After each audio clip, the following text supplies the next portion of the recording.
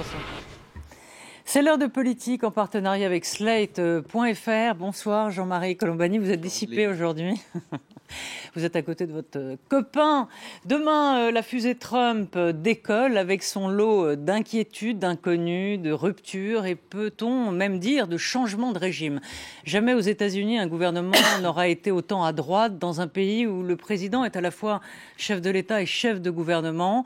À la justice, il a nommé un raciste notoire, à la santé, un anti-IVG et un secrétaire à la défense, un général des Marines surnommé Mad Dog, chien fou, ça promet. En France, c'est un peu moins fou, mais tout aussi incertain, avec la présidentielle qui se précise. Et puis, le dernier débat, bien sûr, ce soir, des primaires de la gauche. Alors, qui gagnera? Nul ne peut le dire, mais les questions demeurent. Quelle recomposition? Quelle gauche aura le leadership? Et puis, nous analyserons l'enquête sérieuse et réalisée aujourd'hui sur un grand panel, une étude du Cevipof qui annonce Marine Le Pen en tête au premier tour, suivie de François Fillon, d'Emmanuel Macron, avec les socialistes dans les choux. Pour en parler, nos invités sur ce plateau. Bonsoir Carole Barjon. Bonsoir. Vous êtes chef du service politique à l'Obs. Jean-Louis Bourlange, bonsoir. Vous êtes ancien député européen, essayiste. Et puis Bruno Roger-Petit, éditorialiste à Challenge.fr. Bonsoir. Bonsoir. Donc on commence avec Donald Trump. Dans le journal Le 1, un journaliste cite l'ancien nègre de Donald Trump, Tony Schwartz, embauché pour faire son panégyrique en 87. Et le soir, quand il rentre chez lui, il confie à sa femme « Cet homme est un trou noir vivant, brutal, menteur, amoral. » Voilà, Jean-Marie, c'est le nouveau président des États-Unis. Donc ce n'est pas « Yes, we can », c'est « Yes, we scare ».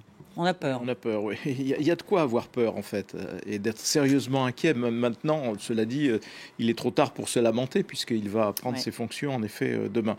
Moi, ce qui me frappe dans la composition de ce gouvernement, auquel vous avez fait allusion, c'est que la Russie est dirigée par un président entouré d'oligarques. Donald Trump vient de s'entourer d'oligarques. C'est-à-dire qu'il a placé au poste de commande des milliardaires, des oligarques, qui vont, au fond, gouverner au gré des intérêts qu'ils représentent. Ça, c'est une chose qui est très nouvelle aux États-Unis parce que le jeu des pouvoirs, des contre-pouvoirs et des régulations est extrêmement important pour la respiration de la démocratie américaine. Il place à des postes clés des gens qui n'en ont cure. Et donc, sur le plan de la conduite de la politique intérieure... Un choix idéologique clair. Absolument, tout à fait. Pas seulement idéologique, c'est-à-dire, quand on dit quelqu'un qui est anti-système, il le montre en nommant des gens qui sont en effet à chaque fois des gens au fond anti-système, même s'ils sont aussi la quintessence du système. Mais donc moi ce qui me frappe c'est cette similitude, voilà les États-Unis aux mains d'oligarques. À charge pour eux d'ailleurs, à charge pour le Congrès maintenant, de savoir si le Congrès va jouer son rôle de contre-pouvoir ou bien si Trump va avancer avec un boulevard devant lui, je ne sais pas. Jean-Louis, est-ce qu'on peut parler de changement total de régime je crois que ça va bien au-delà des oligarques. Les oligarques, d'abord, c'est une notion un peu ambiguë parce que les oligarques russes, on voit bien ce que c'est. C'est des parvenus du patronat qui sont bourrés de fric, etc. L'oligarchie, en règle générale, c'est une espèce d'aristocratie de l'esprit ou du pouvoir. Et historiquement, les États-Unis ont été construits par une oligarchie virginienne jusqu'à le premier président vraiment démocrate, c'est sans doute Jackson en 1830, ensuite Lincoln. Enfin, il y a quand même un vieux fond d'oligarchie. Mais l'oligarchie, je suis d'accord avec Jean-Marie, c'est une querelle de vocabulaire que je lui cherche, donc ça n'a pas de sens. On a vraiment affaire à un personnel politique tout à fait particulier. Moi, je crois que nous avons deux choses qui se produisent. D'abord, une absence totale de vision du peuple américain, de vision commune au peuple américain. Ce qui est extraordinaire, c'est que Trump a été élu par un concours, je ne dirais pas de circonstances, comme dirait Coluche, mais presque. La vision, c'est America First. Par un concours d'électorats complètement divers, opposés les uns aux autres. Il n'y avait, à aucun moment, on a eu le discours qu'on avait traditionnellement, que que Obama avait tenu à Philadelphie, que Kennedy avait tenu dans ses discours célèbres, que Lincoln avait effectivement porté dans les discours de Springfield et de Gettysburg. On n'a jamais eu ça. On a une espèce de précipité électoral qui a donné une minorité qui, par le biais d'un système favorisant les petits États, donc les États du Middle West, a permis à monsieur... Bon, ça, c'est quelque chose... Et il n'y a rien derrière, il n'y a pas de surmoi. Deuxièmement, c'est la fin d'un camp. Il n'y a plus de hiérarchie de valeurs, il n'y a plus de solidarité, il n'y a plus que des intérêts et il n'y a plus de camp occidental. Le camp occidental, c'était quelque chose. C'était une idéologie démocratique, c'était une alliance militaire avec des amis et des ennemis, c'était une solidarité économique symbolisée par le keynésianisme et manifestée par le plan Marshall, historiquement. Tout ça vole en éclats. On n'a plus que des intérêts à court terme. Et je crois que c'est terrifiant parce que nous entrons dans ce que j'appelle, après Ionesco, un monde de rhinocéros, un monde dans lequel il n'y a plus aucune vertu coopérative. Or, nous avons réussi quelque chose en Occident parce que nous étions coopératifs. Et là, nous sortons d'un univers coopératif. Alors, Carole, l'Obs titre cette semaine Trump-Poutine, le couple infernal. C'est un peu je te tiens, tu me tiens par la barbichette, parce qu'on sait que Poutine est intervenu dans la présidentielle américaine et que d'un autre côté, il détient des informations sur Trump qui peuvent faire très mal. C'est prouvé.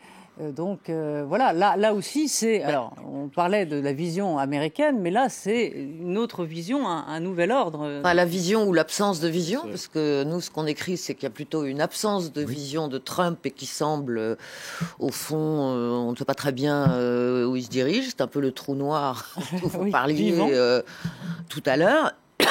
Et moi, ce que je trouve frappant, c'est ce désarroi européen que Jean-Louis Bourlange vient d'exprimer et que je trouve finalement inquiétant parce que ça prouve que le camp occidental est atteint de cécité dans son ensemble. On n'a pas prévu l'élection de Trump. Vous parliez presque de surprise. Enfin, je pense que le problème, c'est la surprise. C'est qu'on a l'impression que les différents pays du monde ne savent plus, au fond, analyser les mouvements de population, ce qui se passe dans d'autres pays occidentaux comme eux. On est tombé de l'armoire quand il y a eu le Brexit, parce que personne ne voulait vraiment y croire. Un petit peu quand même. Si, on y croyait. C'est le sondage final qui a donné l'impression. Mais en tout cas, personne ne croyait vraiment à l'élection de Trump, là aussi. Alors que vous êtes en train de nous dire que des gens qui personne étaient taxés ne croit de Marine Le Pen. Pessimisme. Non, mais la tribu des dis blonds. pas ça. Je dis que c'est inquiétant parce que du coup, ça a des conséquences sur nos diplomaties et que si on prenait en compte, peut-être au sérieux, les mouvements de population qui expliquent, ce qui se passe dans la sociologie américaine profonde et qui explique l'élection de Trump, peut-être que notre diplomatie serait moins prise au dépourvu. Deux choses. Il y a des gens qui se sont amusés à faire un petit calcul amusant. C'est-à-dire que, comme on le sait, Trump, sur l'ensemble du territoire, a 2 millions de voix de moins que Hillary Clinton au moment de l'élection. Sauf que si vous enlevez la Californie et l'État de New York, c'est Trump qui est majoritaire. Donc ce qui a assuré sa victoire, c'est ce que disait Jean-Louis Bourlange, ce sont les États ruraux ou en état de prison. Voilà. Une victoire du territoire. Exactement, ou en état de déshérence industrielle, etc. Ça, c'est un premier point. Deuxième point, tout ce qu'on dit, on a quand même le sentiment que la machine institutionnelle américaine dans son ensemble, qu'il s'agisse des démocrates ou des républicains, y compris ceux qui l'ont battu, comme Ted Cruz, Rubio et d'autres, le savent. Bon. Troisième observation, c'est la première fois, en termes de perception, qu'on voit s'installer un président américain en se disant « ça ne va pas durer ». Et c'est la première fois qu'on voit un président américain s'installer en guerre ouverte avec la CIA. En guerre ouverte avec la CIA, qui a sorti un certain nombre de dossiers auxquels il a répondu en disant « c'est une organisation de nazis ». Enfin, c'est quand même aussi un truc assez sidérant. Bon. Alors, comme le me faisait remarquer un député que je connais, qui est membre de la commission des affaires étrangères de l'Assemblée, un président américain qui s'installe en guerre avec la CIA, il risque d'avoir de gros problèmes. Mais élu grâce au FBI. Oui, mais il risque d'avoir... Oui, absolument. Mais il risque d'avoir de gros problèmes. Voilà. L'affaire de la fameuse cassette des Russes, un peu coquinette des Russes est quand même un avertissement adressé au président élu. Et on a eu quand même ce moment hallucinant qui est très symbolique du temps que nous vivons cette semaine à Davos avec le président Xi, le président chinois, qui a fait l'éloge de la coopération et du libre-échange. C'est-à-dire reprenant à son compte les thèmes qui ont fait le succès, pas seulement le succès, mais la prospérité des 70 dernières années et auxquels Trump tourne le dos aujourd'hui. Donc on est vraiment dans un moment de bouleversement complet. Donc là, c'est cité, je veux bien, mais sauf que dans toutes les périodes révolutionnaires, et nous sommes dans une période de bouleversement, de mutation profonde que nous vivons, on ne peut pas demander aux gens d'être visionnaires. On peut simplement s'autoriser à nous demander les bonnes réactions. Et il n'y a pas d'autre bonne réaction que de consolider ce que nous avons. Et ce que nous avons, c'est l'Europe, c'est la zone euro, c'est tout cela. Oui, mais les dépositaires du message universaliste, démocratique, qui reposait d'ailleurs sur la notion de progrès, de développement, de progrès social, etc. Les Européens vont en être les seuls dépositaires si Trump va au bout. Et donc, oui, ils le sont moins parce qu'ils sont aussi travaillés par des forces centrifuges. Mais néanmoins, donc, prenons d'abord conscience de cela, affirmons cela, construisons ce qu'on peut, consolidons ce qu'on a déjà construit, et puis on verra peut-être les choses autrement et on verra peut-être les choses avec une négativité peut-être moindre. Merci. C'était un constat attristé. Bien sûr. C'était la fin de cette première partie. Désolée, elle est courte, mais on se retrouve très vite après un tour d'horizon de l'actualité. On se retrouve dans un instant et on parle cette fois de politique française. Tout de suite.